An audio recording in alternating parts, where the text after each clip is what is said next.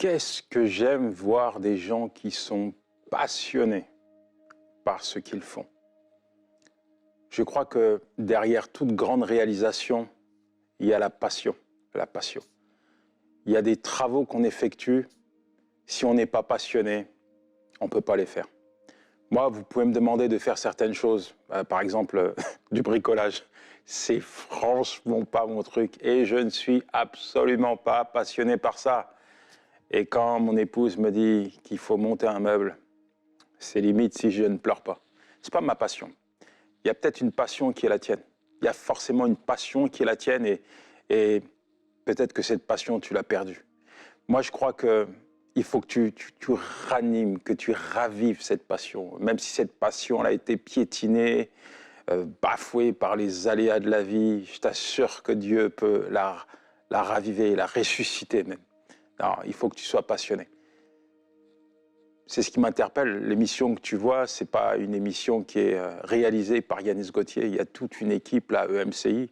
Ce qui m'interpelle, c'est de voir chaque membre de cette équipe, chaque personne qui travaille à EMCI au service de Dieu, au préalable.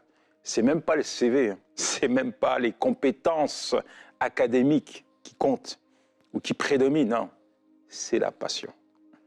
Si tu veux servir Dieu, si tu veux être vraiment utile au service de Dieu, il faut être passionné. Je suis tellement reconnaissant de pouvoir travailler avec des gens qui sont passionnés, passionnés, passionnés, passionnés par Dieu, passionnés par ce qu'ils font. Tu te lèves le matin, tu ne sais même pas ce que tu fais, tu ne sais même pas où tu vas aller, tu as perdu ta passion. Ce n'est pas normal.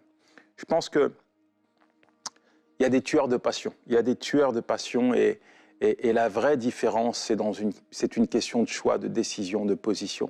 Quand on regarde la Bible, on s'aperçoit que les gens qui ont été des instruments entre les mains de Dieu ont tous, au préalable, mis en avant ce caractère. Ils étaient passionnés par Dieu, passionnés par lui. Et parfois, la passion s'éteint, parfois, la passion, elle est ravivée, parfois, la passion, elle est ballottée de ci, de là.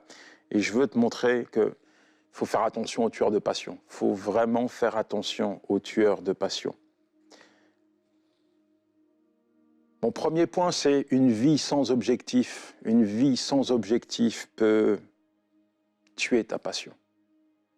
En fait, quand tu perds la passion, tu perds l'objectif, tu perds la vision. Tu te lèves le matin, comme je te l'ai dit, et puis tu ne sais même pas ce que tu vas faire. Quand tu commences à effectuer quelque chose, un travail, et puis tu n'as plus l'énergie, tu n'as plus la force, tu n'as plus l'envie, c'est quelque part que ta passion, elle est altérée. Il faut absolument que tu puisses renouer avec ta passion pour être efficace, pour être performant, pour te distinguer, pour sortir de l'ordinaire, pour laisser Dieu marquer avec toi ta génération. Il faut impérativement que tu sois renouvelé afin de retrouver ta passion. Tu sais, tu as été créé pour un but. Et le but, il est tellement grand qu'il te dépasse, mais il ne dépasse pas Dieu. Dieu a une grande vision pour toi. Dieu a quelque chose d'extraordinaire à faire avec toi. Et laisse, tu sais, cette passion-là qui t'anime, laisse-la prendre toute sa place. Parce que la passion qui t'anime est collée à la vision que Dieu a pour toi. La passion qui t'anime est collée au don que Dieu t'a donné pour exceller dans un domaine de compétence. La passion qui t'anime n'est pas liée au hasard. C'est pour ça que tu ne peux pas être passionné partout. Mais il y a une passion qui est là dans ton cœur. Moi, très tôt, très jeune, j'avais une passion. Je voulais servir Dieu. Je me souviens, j'étais tellement à l'église, j'attendais que les gens partent à la fin du culte et j'allais derrière le pupitre et je prêchais l'évangile à des chaises vides. J'étais passionné par Dieu, passionné par la prédication de l'évangile. Ça brûlait en moi, j'étais en feu. Toutes les personnes que je croisais, que je rencontrais dans la rue, au travail, partout, fallait que je leur dise un mot de la part du Seigneur. Fallait que je témoigne de tout ce que Dieu a fait dans ma vie. Ça brûlait à l'intérieur, ça brûlait. Et même quand je dormais, je faisais des rêves qui étaient liés à cette passion. La passion était collée à l'appel de Dieu. L'appel de Dieu était là dans ma vie. Et aujourd'hui, quand je prêche à des jeunes, je leur dis, vous savez, j'ai rêvé ces moments. Je les ai rêvés. Et qu'est-ce que j'ai fait pour en arriver là? Eh bien, chaque jour, j'ai nourri cette passion. Chaque jour, j'ai laissé cette passion prendre toute sa place, me guider, m'animer, me donner la force lorsque j'étais fatigué, l'énergie, l'engouement, le zèle, même lorsque rien n'allait. J'étais debout parce que j'étais passionné. Quelqu'un qui est passionné, quelqu'un quand il se lève le matin, il est heureux de faire ce qu'il doit faire parce qu'il est passionné par ce qu'il fait. Quelqu'un qui est passionné, il rit en travaillant. Ce n'est pas une contrainte, ce n'est pas une corvée parce qu'il est passionné. Alors, si tu n'as pas d'objectif, tu n'as pas de passion. Si tu as perdu l'objectif, ça veut dire peut-être que la passion est encore là, mais il faut la renouveler. Et puis, il y a quelque chose aussi qui peut tuer ta passion, c'est la surcharge de travail. La surcharge de travail. Quand ton emploi du temps est totalement déséquilibré, quand tu es surchargé, tu as l'impression de ne pas progresser, de ne pas avancer, de travailler en vain. Pourtant, Ecclésiaste 3, il nous a dit qu'il y a un temps pour tout. Il y a un but pour chaque chose, il y a un temps pour travailler, il y a un temps pour se reposer, il y a un temps pour lutter, il y a un temps pour s'amuser, il y a un temps pour tout.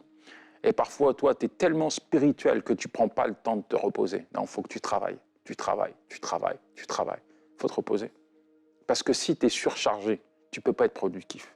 Il y a eu des études qui ont démontré que quand on donnait du repos aux employés, ils étaient beaucoup plus performants. Il faut te reposer pour être performant. Il faut te reposer pour te positionner dans la présence de Dieu afin parfois qu'il vienne pour juste redonner un coup de boost, là, tu vois, à ta passion. Il faut te reposer. Moi, j'ai des amis qui ont fait des burn-out.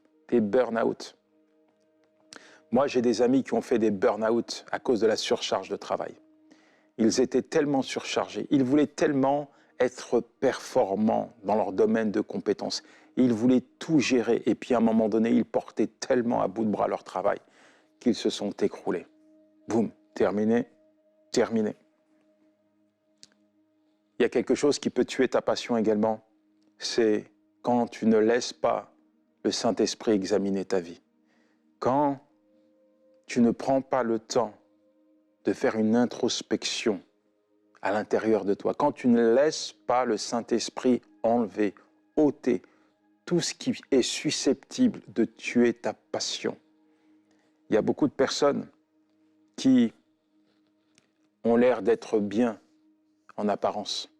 C'est comme une maison bien repeinte. Elle est belle à l'extérieur, mais à l'intérieur, tout est cassé, tout est démoli, tout est détruit. À l'intérieur, il y a tout un tas de choses qui sont susceptibles de les freiner, les stopper, les empêcher de progresser. Et à l'intérieur, il y a tout un tas de choses qui est susceptible de tuer leur passion. En fait, quand tu ne laisses pas le Saint-Esprit nettoyer ta vie, quand tu n'acceptes pas que le Saint-Esprit fasse son œuvre, tu peux être dérouté de ton chemin. Tu peux littéralement bifurquer de l'objectif que tu poursuis. Est-ce que tu as ces moments d'intimité avec le Seigneur? Est-ce que tu as ces moments où tu laisses Dieu te montrer tout ce qui lui déplaît, tout ce qui t'empêche de progresser? Est-ce que tu as ces moments où tu dis, Seigneur, voilà ce qu'il y a dans ma vie, je sais que ça ne te glorifie pas. Je sais que ça peut me perdre, ça peut m'empêcher d'aller de l'avant. Est-ce que tu laisses Dieu te parler? Est-ce que tu laisses Dieu travailler dans ta vie? Tu ne peux pas coexister avec des choses qui vont être des freins pour toi, pour ta destinée. Tu dois chaque jour choisir d'être la meilleure version de ta personne. Tu dois exceller dans ton domaine de compétences. Tu dois briller pour le Seigneur. Tu ne dois pas coexister avec des choses qui vont ternir ta vie. Ce n'est pas possible. Ce n'est pas productif. C'est pour ça que constamment, le Seigneur t'invite. Viens, plaide, donne-moi ton péché, confie-le-moi, repens-toi et avance, avance, poursuis ton objectif. Marche sur ce chemin que j'ai tracé pour toi. Deviens la meilleure version de ta personne. C'est ce que Dieu veut. Il veut que tu sois la meilleure version de toi-même. Quelque chose d'autre qui peut tuer ta passion, c'est quand ton âme n'est pas bien alimentée. Il faut alimenter ton âme avec de bonnes choses. Du combustible divin. Tu m'entends? Du combustible divin que tu vas retrouver dans la parole de Dieu. La parole de Dieu, elle te fortifie. La parole de Dieu, elle apporte des choses dans ta vie dont tu as besoin au quotidien. Mais quand tu ne prends pas de nourrir convenablement ton âme, alors ça peut être compliqué pour toi. Alors tu peux faire une intoxication. Avec quoi tu nourris ton âme? La Bible dit dans Matthieu 4, verset 4, « L'homme ne vivra pas que de pain simplement, mais de toute parole qui sort de la bouche de l'Éternel. » Je te pose la question, avec quoi tu nourris ton âme? Est-ce que tu passes ton temps à te distraire en regardant des futilités inutiles, des choses qui risquent de te perdre, de t'égarer, de t'influencer d'une mauvaise manière? Avec quoi tu nourris ton âme? Est-ce que tu passes ton temps sur Internet, les réseaux sociaux? Tu crois que tu vas nourrir ta passion en regardant la télévision? Tu crois que tu vas raviver cette passion en allant passer ton temps sur les réseaux sociaux? Qu'est-ce que tu regardes? Comment tu nourris ton âme? Il faut laisser la parole de Dieu être la nourriture de ton âme, parce que la parole de Dieu, c'est la nourriture qu'il te faut. Tu m'entends? C'est la nourriture qu'il te faut. Et ça, c'est une clé que je veux te donner, parce que c'est une clé que j'ai utilisée, moi. C'est une clé que j'ai utilisée dans ma vie. Pendant 25 ans, je me suis mal alimenté. Pendant 25 ans, je me suis alimenté de films de violence, des choses pas belles. Et tu sais quoi? Je me suis projeté dans des films. Je me suis vu comme des acteurs qui gagnaient leur vie en étant des gangsters. Je nourrissais mon âme avec ça. J'alimentais mon âme au quotidien en regardant parfois les mêmes films 10 fois, 20 fois, 30 fois. Et je me prenais pour ces gangsters. Résultat, je vivais comme un gangster. Et c'était pas beau. C'était pas beau. J'étais intoxiqué intérieurement. Il n'y avait rien de bon qui ressortait en moi. Rien de beau qui ressortait de ma bouche. Et puis, quand j'ai confié ma vie à Jésus-Christ, tu sais quoi? Le premier livre que j'ai lu, c'est la Bible. Mais attention. Attention. Quand j'ai ouvert la parole de Dieu, j'ai commencé à lire la parole de Dieu. En fait, il s'est passé quelque chose, je ne sais pas, c'est peut-être Dieu qui a fait ça. Mais une faim. Il n'y avait rien à faire. Je sortais du travail, je courais, je me retranchais dans ma chambre pour lire la parole de Dieu. J'avais tellement soif de sa parole. Tu sais pourquoi j'avais soif de sa parole? Parce que sa parole apportait quelque chose de tellement bon dans ma vie. En fait, au travers de sa parole, c'est comme si mes centres d'intérêt changeaient. Au travers de sa parole, c'est comme si une nouvelle passion prenait naissance en moi. Au travers de sa parole, c'est comme si Dieu me parlait, Dieu me montrait tout ce qu'il voulait faire dans ma vie. Et parfois, ma femme, quand elle me voyait rentrer du travail, elle est directement dans la chambre pour lire la Bible, elle me faisait des reproches. « Chérie, il faudra t'occuper des enfants. » Bah écoute, tu as prié pour que je me tourne vers le Seigneur.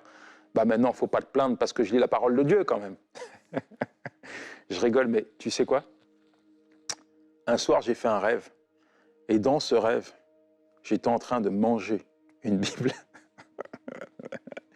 Je mangeais la Bible tellement, j'avais faim de la parole de Dieu. Mais rassure-toi, tu peux délecter la parole de Dieu. Il n'y a pas de problème.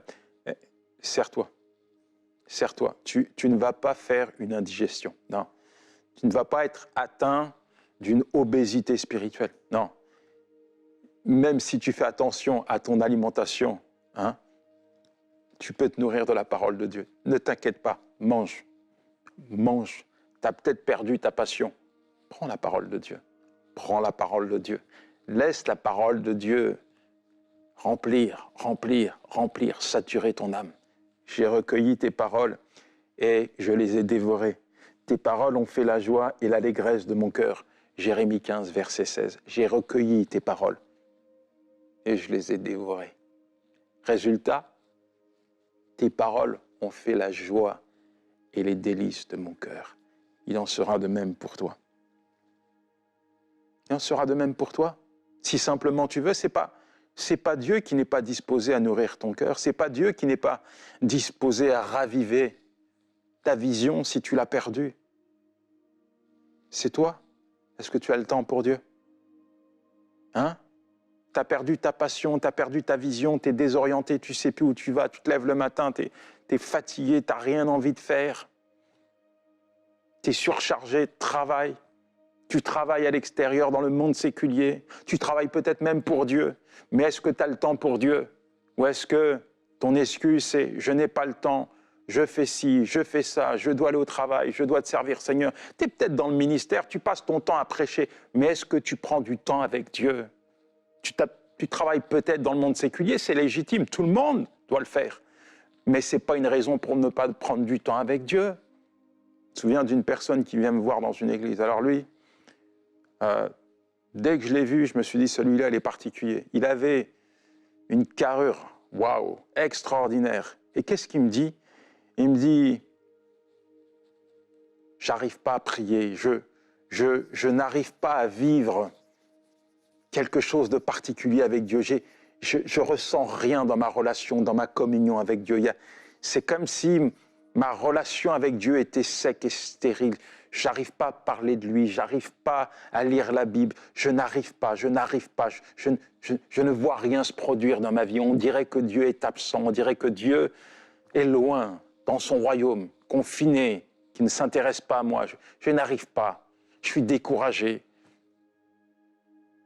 Et je lui pose une question, je lui dis, pour avoir une carrure comme ça, combien de temps tu passes dans la salle de musculation? Là, il se met à sourire, il me dit, minimum, c'est 2 heures par jour. Minimum 2 heures par jour. Je te dis ça parce que ce gars, il avait le temps de passer 2 heures au quotidien à gonfler ses muscles, mais il n'avait pas le temps pour gonfler sa foi dans la présence de Dieu. Je vais te dire quelque chose. Il y a des choses que tu vas produire qui auront des résultats. Si tu passes du temps avec Dieu, il y aura forcément des résultats. Tu es peut-être à la recherche de quelque chose de particulier. Tu veux être passionné. Tu veux servir Dieu. Tu veux exceller dans un domaine de compétences. Tu veux être utilisé par Dieu. Tu veux peut-être prêcher l'Évangile. Tu veux peut-être diriger une église en tant que pasteur. Je ne sais pas dans quel domaine Dieu t'appelle. Mais je sais une chose, de ton attitude dépend ton altitude. Si tu ne passes pas du temps dans sa présence, tu auras du mal à grandir. Voilà pourquoi il faut convenablement alimenter ton âme. Il faut passer du temps dans sa présence afin de pouvoir entendre la voix de Dieu, afin de pouvoir comprendre pourquoi Dieu t'a placé sur la terre, qu'est-ce qu'il attend de toi. Il faut que tu passes du temps dans sa présence afin d'être saturé de sa présence. Il faut que tu passes du temps dans sa présence afin d'être équilibré dans tes choix de tous les jours. Et c'est ça qui animait tous ces hommes qui servaient Dieu, ces hommes que l'on qualifie comme héros de la foi. Ils avaient un dénominateur commun. Ils passaient du temps dans la présence de Dieu. Quand tu passes du temps dans la présence de Dieu, je t'assure, tu ne perds pas ton temps. Ah, tu ne perds pas ton temps. C'est dans la présence de Dieu qu'il se passe des choses extraordinaires. C'est dans la présence de Dieu que tu vas renouer avec la passion. Oui, dans la présence de Dieu. Tu auras toujours le meilleur. Le meilleur de Dieu, tu le retrouves dans sa présence. Quand tu regardes des gens comme Moïse, Gédéon, Abraham, bon, ce n'est pas dans un ordre chronologique, hein, Joseph, Noé, ces personnes étaient passionnées par Dieu. La liste n'est pas complète, tu l'auras compris, mais franchement, ce que je veux faire ressortir, c'est que il faut que tu sois passionné par Dieu. Quand tu es passionné par Dieu, c'est ta vie tout entière qui change. Quand tu es passionné par Dieu, tu sais quoi? Tu sais pourquoi tu as été placé sur la terre.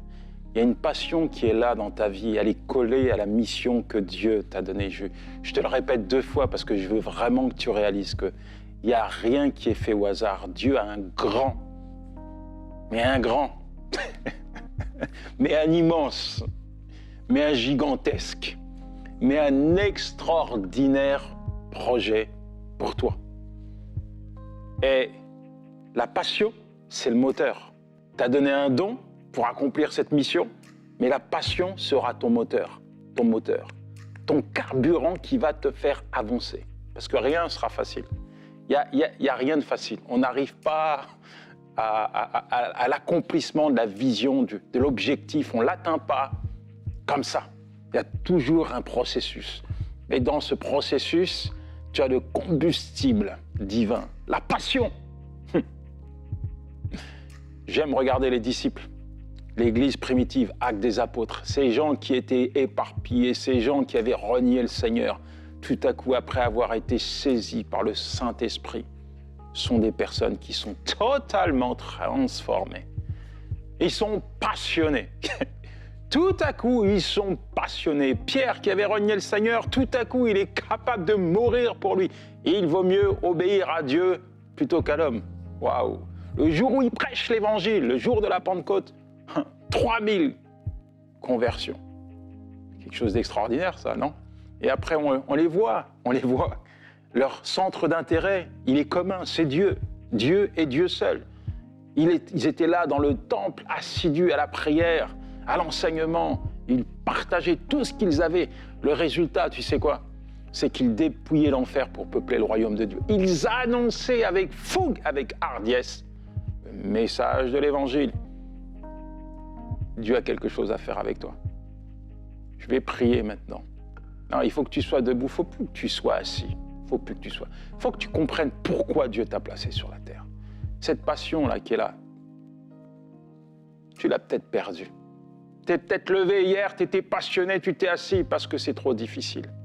Tu as essayé peut-être d'emprunter des raccourcis, mais tu t'es retrouvé à terre. Dieu te dit debout. Vaillant héros, debout, debout. Je suis celui qui est capable, boum, de te mettre une décharge divine de 3000 volts afin de raviver, booster, dynamiser ta passion. Seigneur, merci. Merci pour ton enfant. Tu connais son cœur, Seigneur. Tu connais sa vie, Seigneur.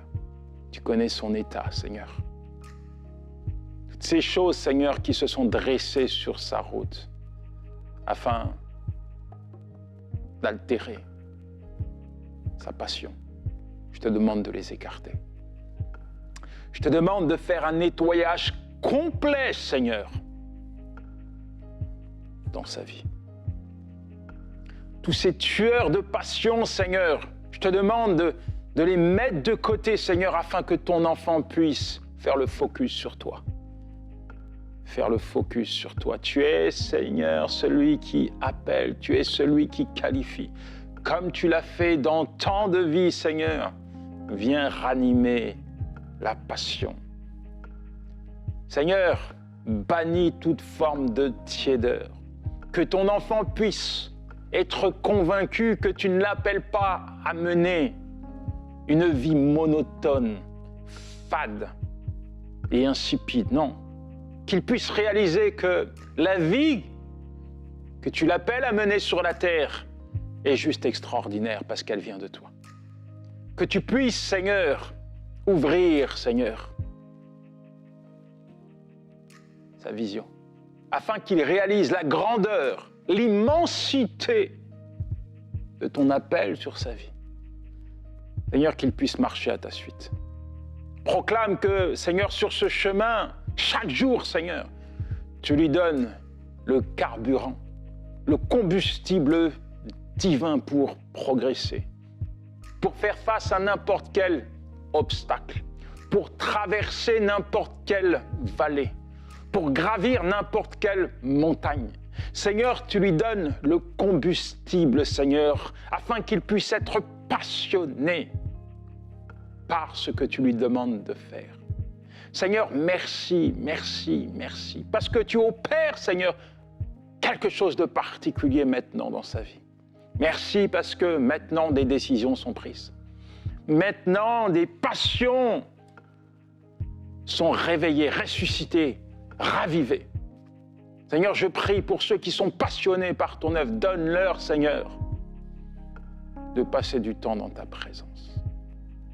Seigneur, je prie pour tous ceux qui ont un appel, Seigneur. Je prie pour tous ceux, Seigneur, qui te servent. Je prie pour tous ceux que tu appelles, Seigneur, au sein de cette société, Seigneur, pour quelque chose de particulier, pour un travail, Seigneur, non pas qui est ordinaire, mais qui est extraordinaire. Je prie, Seigneur, pour tous tes enfants, parce que tu ne les as pas placés sur la terre par hasard. Non, tu as un plan à accomplir pour leur vie. Je te demande, Seigneur, de les attirer dans ta présence.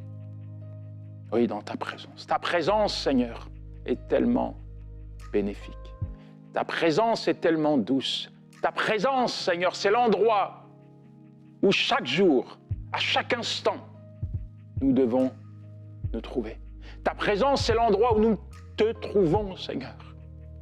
Permets, Seigneur, que nous ne soyons pas distraits. Permets que nous puissions, Seigneur, permets que tes enfants puissent alimenter leur âme convenablement avec, Seigneur, la prière, avec ta parole, Seigneur, avec la communion fraternelle, Seigneur. Oui, que leur âme soit alimentée convenablement, comme toi tu le veux, comme toi tu le souhaites, mon Dieu, mon roi. Merci, Seigneur, parce que tu donnes à chacun de revoir ses priorités, de réviser son emploi du temps. Oui, tu donnes à chacun, Seigneur, de te donner la première place, de te donner la priorité, Seigneur. Seigneur, merci parce que tu mets le doigt maintenant sur les futilités, Seigneur, qui n'ont pas leur place, Seigneur. Tu permets que tes enfants puissent épurer leur emploi du temps, Seigneur, afin de se consacrer à l'essentiel. Tu es l'essentiel, Seigneur. Oui, tu es l'essentiel, Seigneur. Alors viens, Seigneur, et prends la place qui t'est due dans les cœurs et dans les vies, Père, dans le nom de Jésus. Amen, amen et amen. Tu sais, je te le redis encore une fois, je me suis répété, mais je te répète encore une fois. C'est dans la présence de Dieu que tu trouveras le meilleur de Dieu. C'est dans la présence de Dieu que tu renouvelleras ta passion. C'est dans la présence de Dieu que tu entendras sa voix. C'est dans la présence de Dieu que tu comprendras pourquoi tu existes. Dans la présence de Dieu. Alors donne-lui la première place. Si tu as regardé cette émission sur la chaîne YouTube, n'oublie pas de t'abonner à la chaîne de MCI TV. Et puis, je te donne rendez-vous la semaine prochaine pour une nouvelle émission face à face. S'il te plaît, invite tes amis, invite ta famille, invite tes collègues de travail, invite une personne, peut-être un voisin, qui a besoin d'entendre quelque chose qui vient de Dieu. Et je crois que si tu donnes l'opportunité à Dieu de parler à un cœur et de toucher une vie, tu sais quoi? Il le fera. OK? Allez, ciao.